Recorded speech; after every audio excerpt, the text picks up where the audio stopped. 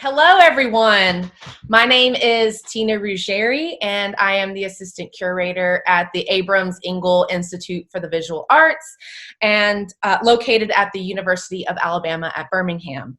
Today, I am joined with Christina Nicodema, an artist whose work is in the upcoming exhibition A la Carte, a visual exploration of our relationship with food.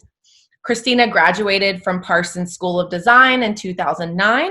Before becoming a painter, she worked for nearly a decade as a set designer and an art director for animated films and television, and is an undefeated amateur boxer.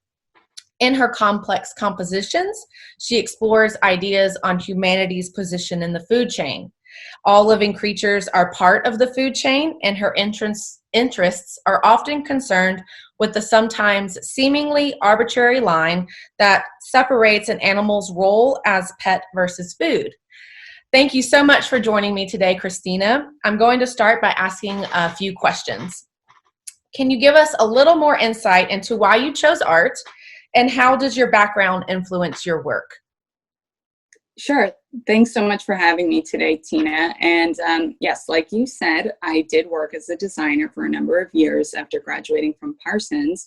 And during that time, I became very digitally fluent, especially in Photoshop. And it's really informed how I make my paintings today. But I've always been a painter, and I've always drawn and painted really my entire life. And yes, my history as a boxer, that experience has really gave me this intimate understanding of violence and competition, which is also integral to some of what I'm thinking about today in the work. So process is important to you in the way in which you make your paintings. What is your process of making these works?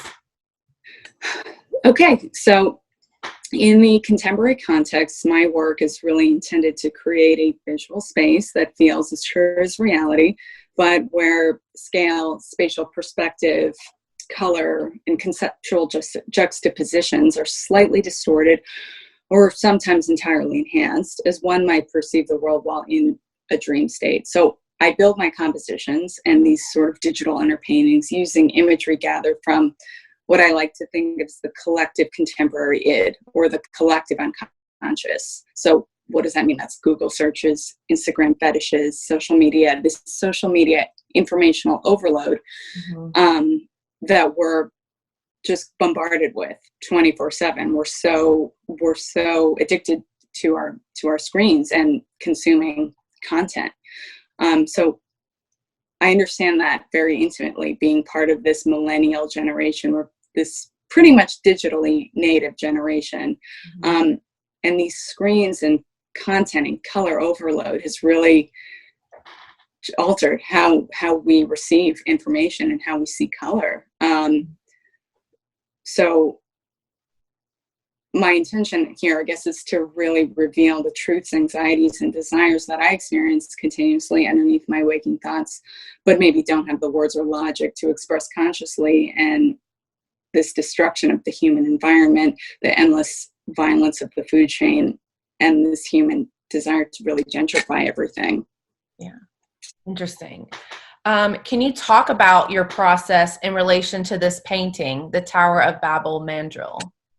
Yeah, totally. So this painting, Tower of Babel Mandrel, all of this is obviously sourced from the internet, and mostly Instagram in this case. And in this case, I'm really getting into our relationship to food, which I think is we have a very emotional relationship to food. We've got rituals, celebrations surrounding what we eat. We eat to celebrate, we eat to console, we show or equate love with food. I think we can all recall like a favorite dish that a mom or a dad or grandparent made for us as a kid. And so it's really linked to our own personal memories. Yeah.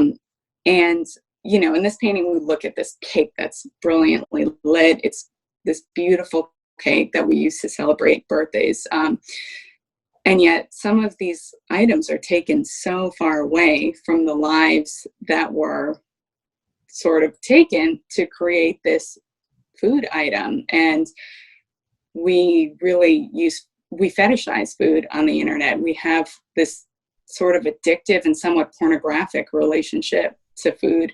Not only do we consume it by eating it, but we consume it visually via the internet or in person.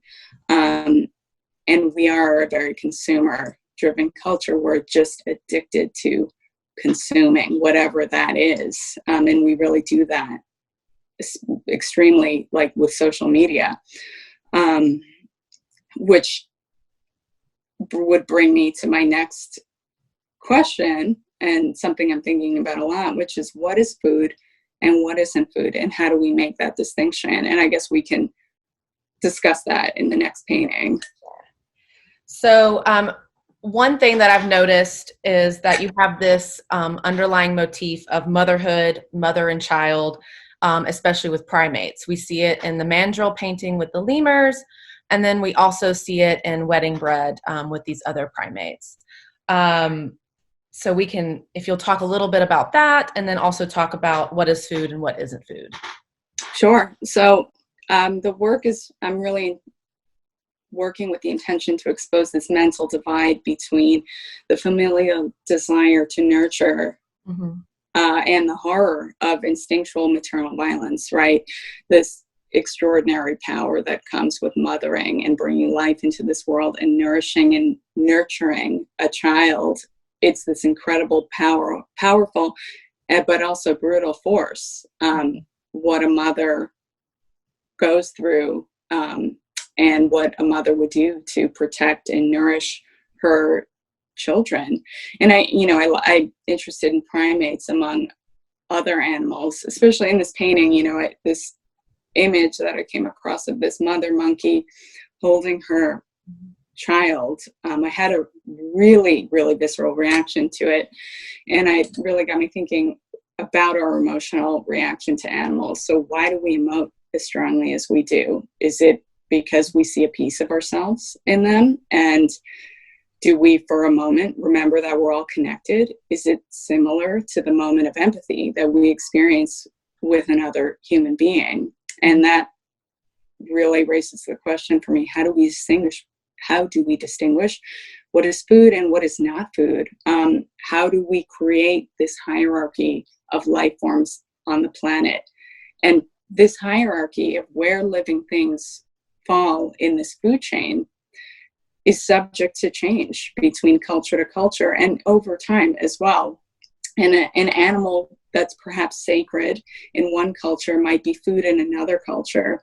We'll slap a mosquito, we'll kill a spider, we'll trap a mouse, we'll catch a fish to eat, or keep another fish in an aquarium. So how do we decide? And our dogs and cats are these beloved family members. So this hierarchy of living things is really subject to change based on culture and throughout time. And some people try and break it down and say, what is a sentient being and what isn't? And certain people think, well, plants are not sentient beings, so we can consume that guilt-free. But there are other people that really do understand plants as being these sentient beings.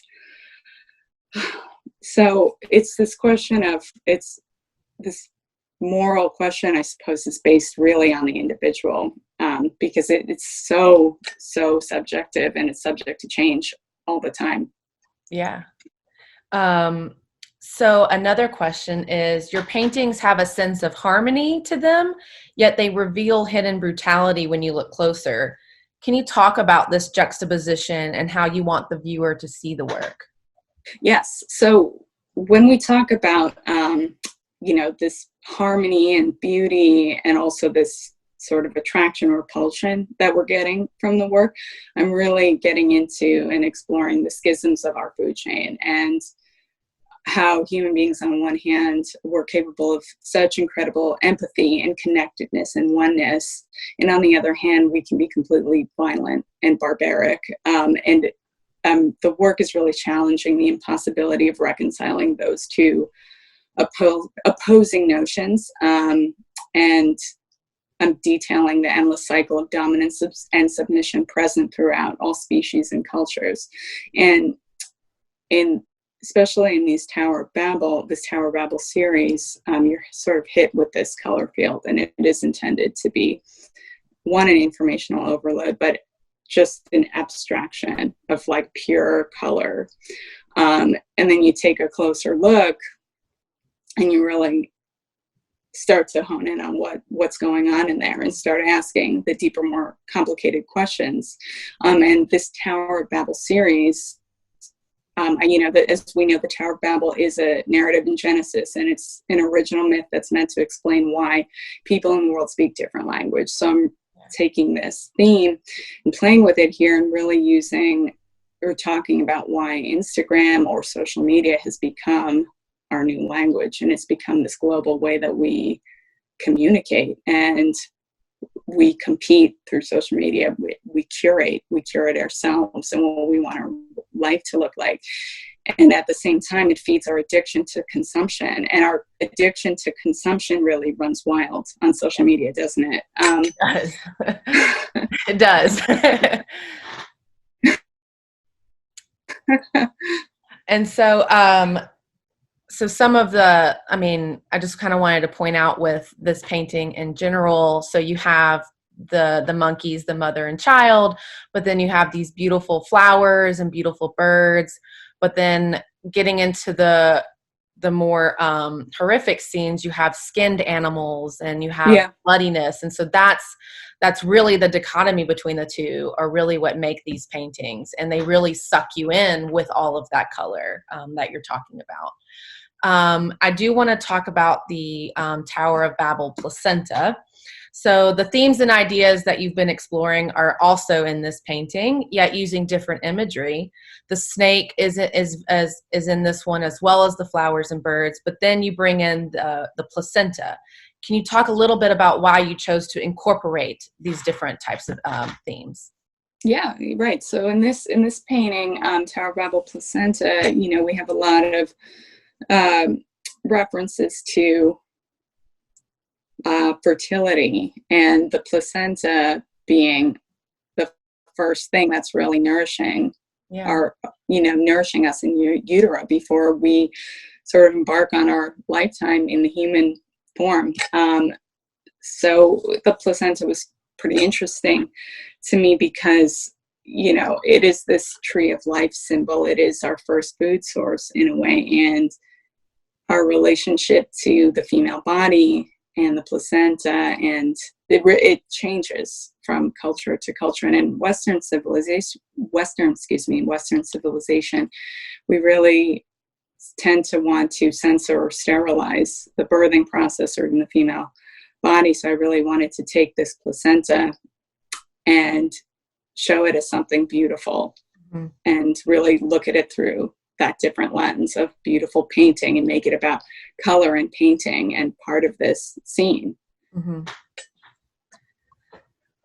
So we'll move on to, Elephant Raft is one of the two paintings that is going to be in the exhibition a la carte at AEIVA.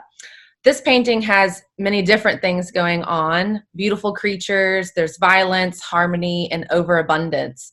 Can you talk a little bit more about this idea of gluttony as it relates to your work? Absolutely. In these works, I'm employing the subtext of comfort and control, deprivation and reward, and I'm repurposing this imagery of contemporary food fetishes and the natural world as a source of deep emotion, hierarchy, and ultimately dominance. We have, again, these emotional narratives surrounding food. We're taught, many of us are taught, don't waste food, right? Clean your plate. I remember growing up, my earliest memories of, how we relate to food. My grandmother survived communism, during World War II, and we're Ukrainian. And I grew up hearing stories from her about the war and experiencing constantly being hungry. And that was something that was so far away from what I was experiencing as a young child and growing up in the United States.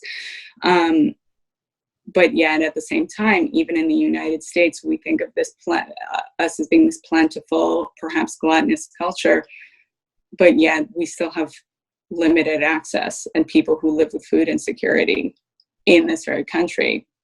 So,